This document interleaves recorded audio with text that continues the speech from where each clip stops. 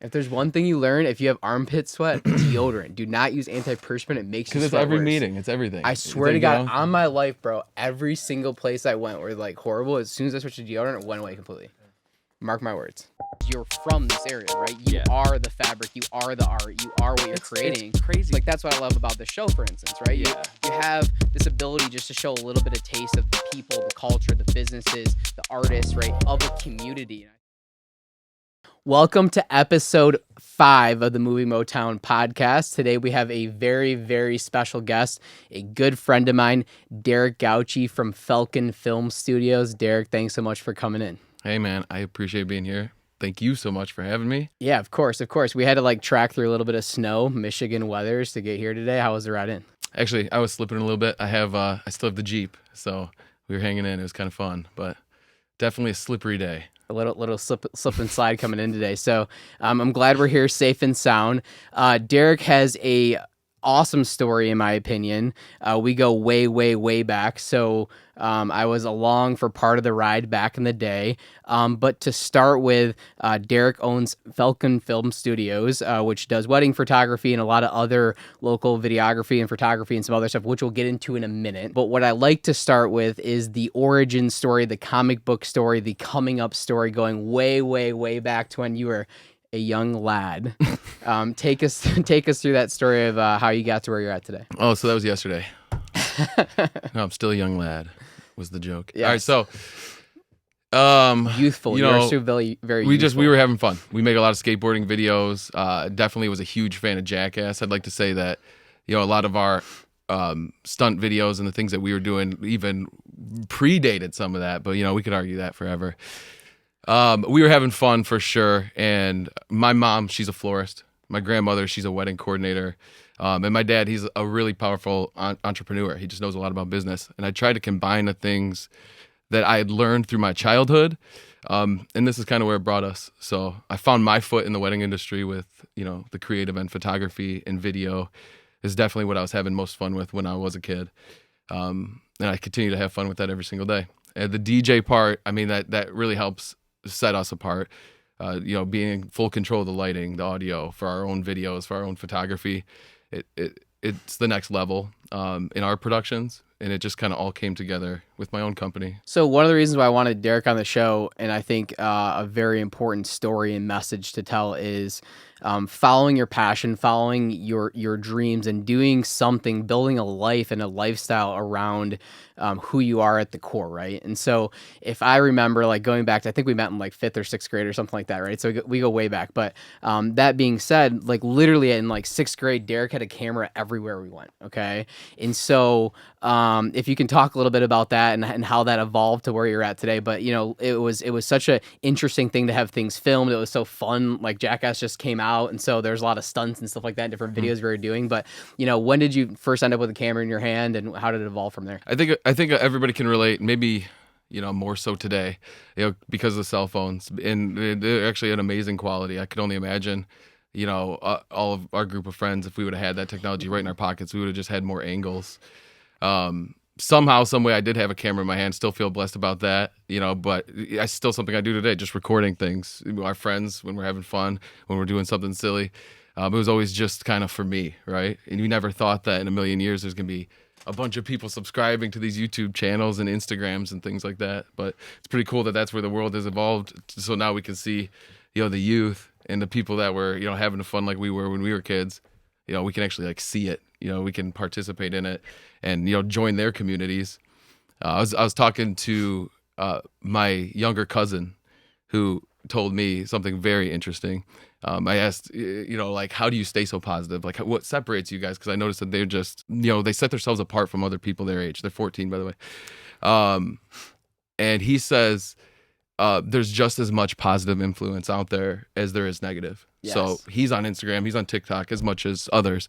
However, in looking for positive things, he is able to radiate that same positivity to the world. So same thing, garbage in, garbage out type of feeling. So like that's a huge reason why we have the show in the first place, right? Is to really showcase our community and showcase the positive things.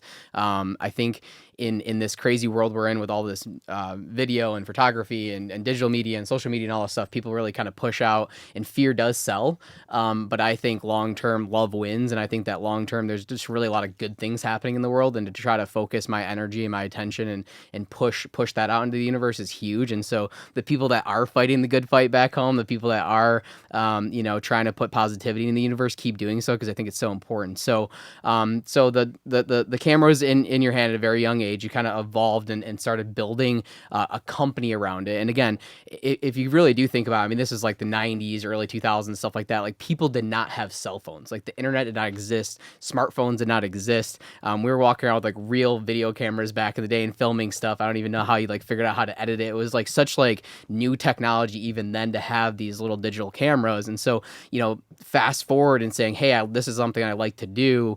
I think it's there's some value of kind of fighting sort of like the status quo of like, this is what, most people do. You go to school, you get a degree, you go into whatever you end up doing. Nothing against any degrees out there or anything like that, but to sticking to your passion and growing into a company. How did that sort of evolve? How did you get your first gigs, and how did that evolve into a real business and a real lifestyle? So I was not exactly 100% sure where I wanted to go. So I was doing music videos, short films, commercials, things of that nature, usually for friends or for family that own businesses, people that were giving me a shot.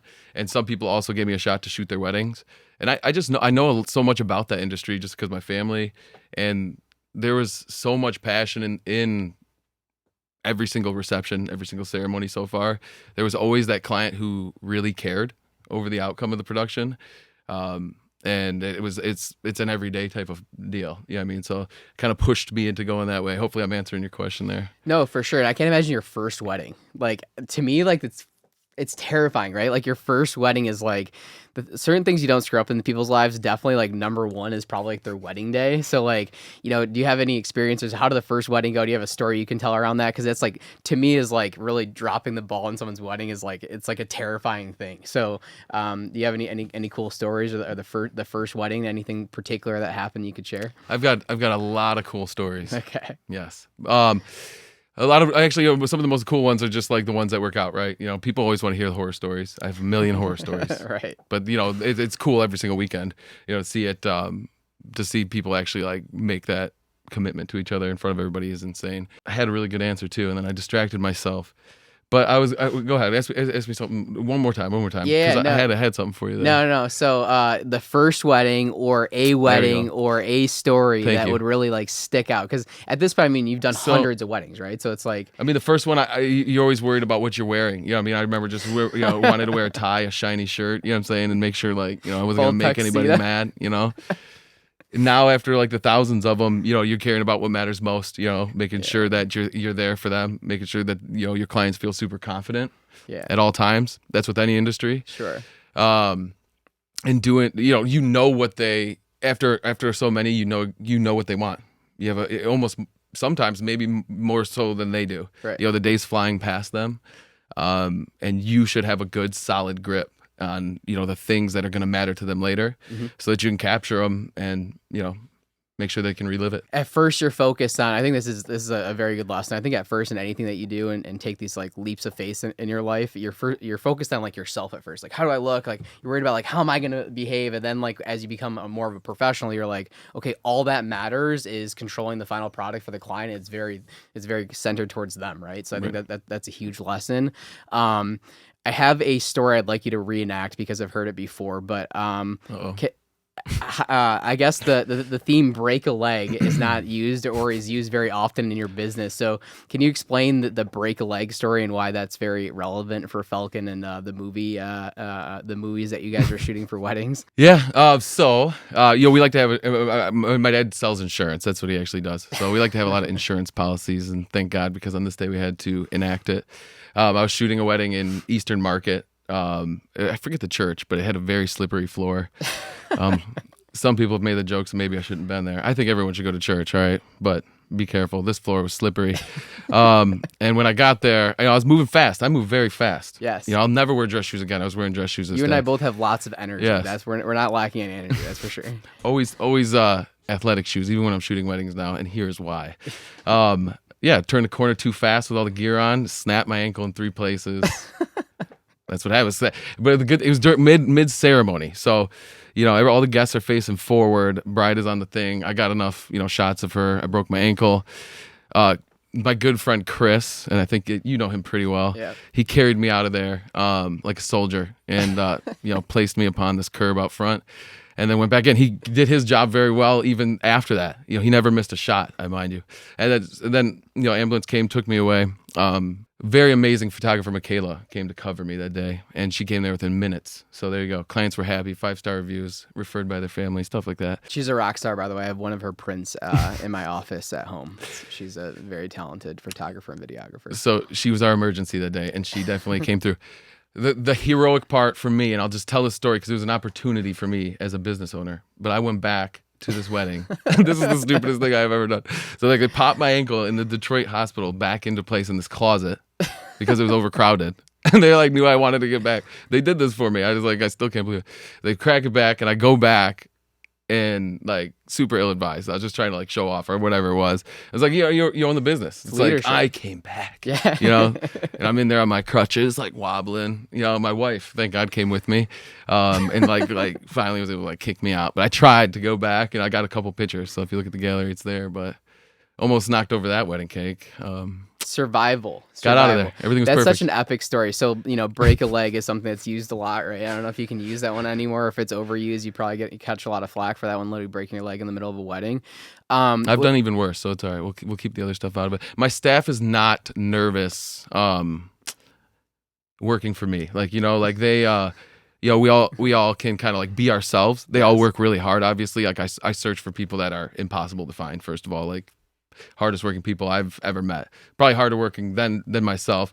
They go out there, they crush it all the time, but they know I know how hard they work, and we might do some clumsy stuff from time to time. And if there's any boss you can get away with it from, it's me because of. So I've always considered you a leader since I've known you way back in the day, and you still are very much a leader, which comes naturally. But I also think it comes at the expense of putting others before yourself, which is hard to do. But can you maybe talk a little bit about leadership and how you've obviously scaled a team? How many people you guys have now? There are 70 Falcons. 70 Falcons. So you scaled something from literally walking around in 6th grade with a video camera to a very successful business, and you have 70 people that work underneath your umbrella. Can you tell me a little bit about the leadership traits that you have and how you've developed those through the years? What do you do to find the right people? Just a little bit about the leadership and growing as a leader through the years and getting to where you're at today. So I'd say the biggest part of our hiring process is the fact that the majority of our Falcons were referred in by another Falcon Film Studios successful team member. So most people coming in, somebody already knows, somebody's already seen them work. We can trust them to show up, and then we put them through what's called a ringer. It's not always depending on how busy the season is. If it's a slow time, we'll still try to get people working and just try to sort through who's willing to kind of go above and beyond for the clients, not necessarily me. I learned my biggest lesson to become successful in weddings, because I would be very stressed out on my way there, sick to my stomach sometimes. And I learned to cope with that by being a really good family man before I leave the house. So I was really stressed out and I was outputting it to my family. I'd be mean, before I'd leave for a wedding. And I learned to just really focus on all the support I was receiving from my wife and my 2 kids, and to really be the best dad I could do before I left, and make it really about my family and not so much about the wedding. It's weird to say that. I would show up and just do a way more fantastic job. So I'm looking for people like that. I'm looking for people who are focused on their family, people that see the value in the people that support them. You know what I mean? I think it's a valuable lesson, right? Because if it kind of puts things into perspective. Just like that first wedding when you're worried about what you're wearing or worried about your hair or whatever, right? It's does that stuff really matter? No. And so I think when you're relaxed, and it creates a more confident environment. It makes things go smoother. You're gonna perform better and stuff like that. So, but 70 people is crazy. You know, my core business, we're not anywhere near 70. So It's a lot of self-employed people too, so like they technically run their own business. yeah. Yeah. They run their own business, but I think a trait, just to throw it out there, that Derek's been really good at through the years is being undeniably himself in his own skin. I think that makes people comfortable, and that attracts the right people to be around, right? Because you want to work under somebody that's like that. I don't think that, you know, you're the type of leader that controls the outcome, and in an artistic world specifically, that's so important, right? Because what I've learned through business and stuff through the years is some jobs are a lot easier to sort of say, here's the facts, you do these 3 items every day, and they're very easy to sort of like put into a box, and you just check the box, right? But I think in the creative space, giving people that creative outlook is important. They need to be in that right headspace in order to accomplish that. So running the creative business is critically important. So you're rocking and rolling. You guys are all across the state of Michigan at this point. What does the future of Falcon look like? What does the future of Derek Gauci look like? What are you thinking about in the next 3, 5, 10 years? How does the future look for you? I got a similar question today. It's funny. So hopefully I have an answer. We are expanding statewide, so that's where we're really concentrating on just taking care of our state. We proudly serve the entire state of Michigan and without any travel fees. So you get the same price, same great service throughout the entire state. That's something we're focused on. We're not so much focused at all on out of state, not going nationwide or anything like that. We really just right here, keeping it If I home. can interrupt you real quick, one of the reasons why that's awesome from following your stuff so close is you have these really cool photos for, what are they called, like the pre-engagement photos? What is it called? Yeah, engagement photos. But they're really cool because he'll be shooting like in whatever Torch Lake, or I don't know, Lake Michigan, wherever you're at, in these really cool, interesting places, and maybe the weddings here in Southeast Michigan or the weddings in Grand Rapids or whatever. So it allows for a variety of flavors when it comes to the creative. So that's definitely a huge thing in my opinion, because it makes it look really cool. So throughout the state is the goal. How far have you gone for a wedding? Well, we go further upon request, like, you know, wherever. If you want us to go all the way to Costa Rica, I'll get on the plane with you. Are you hinting towards something? But you know, it's you know, most of the time we're in the state of Michigan, which is actually could take you pretty far. You could go all the way up to, you know, Keweenaw Peninsula is 9 hours away. So Traverse City's awesome places. This venue called Castle Farms, which is only about 4 hours away. Fantastic. Michigan's huge. Okay. People may not understand if they're from out of state how massive this state is. So just servicing the state is actually pretty massive. I did one in Charlevoix. It was like a castle. Yeah. Have you been up there? It might have been Castle Farms. Okay. I think that is Charlevoix. Is it Yeah, Charlevoix? yeah. Same area, right? So, yeah, there's some really cool venues. I think Michigan's gorgeous. One thing that I'd like to do more myself is travel up north and a little bit on the west side of the state, because there's just so many places like that I haven't been, that I haven't explored. I've been here my whole life, but it's kind of never ending. So awesome. So you're traveling throughout the state of Michigan. So anyone in the state of Michigan that's looking for photography, wedding photography, or out of state for the right environment, you guys got to check out their stuff. Where can people find you? Thank you. FalconFilmStudios.com, of course, is our website, or any of the social medias, / Falcon Film Studios. Yeah, that's it, man. Falcon Film Studios. That's where you can find us. Cool. What about you, Bo? Before you wrap it up, I wanted to twist this interview and like keep these guys that you have working for just a few more minutes. I know you're onto a couple big things yourself. Mm-hmm. Does anybody ever give you the floor? Because you've been doing fantastic things for the community, giving other creatives like amazing opportunities.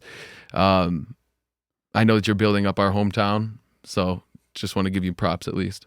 Thank you. Yeah, I appreciate it. I think speaking of Michigan as a whole, and then you kind of narrow down Southeast Michigan, Detroit, Metro Detroit, there's an unbelievable amount of stories to be told here. There is some really fantastic, awesome culture and food and community and things that have really shaped who I am. And I think it's important that we continue to tell these stories. I think if you go other places in the world, sometimes Detroit has different vibes and different raps and stuff like that. So to showcase the positivity for me is critically important. appreciate that. Our plan is to continue to give back as much as possible, and to really just kind of showcase who we are, because I think it's awesome to truly understand that. So I appreciate you throwing it back in my court. We're excited for the future. We're excited where we're at. We want to continue to spread that love and positivity, like you mentioned, with your cousins doing so in such a crazy world. So the episode always ends with one thing. The one thing is you have to come up with one word, one single word to leave the audience with, for something to think on. They can comment below on this word or anything else that they've seen throughout the podcast here. But you got to come up with one word. I like to put people on the spot. On this? That's the whole point. You got to put you on the spot. One word. Mm-hmm. Water. Be like water. You said one word. That's a Bruce Lee word. Be like water. It is a Bruce Lee word, yeah. On that, ladies and gentlemen, be like water. Derek Gauci from Falcon Film Studios. Thanks so much for coming out today. We really appreciate it. Keep up the hard work. Wedding photography, DJs, other photography, videography. These guys absolutely rock it. Thanks so much for coming out. Man, thank you for this opportunity. Yeah. You're killing it. Thanks, man.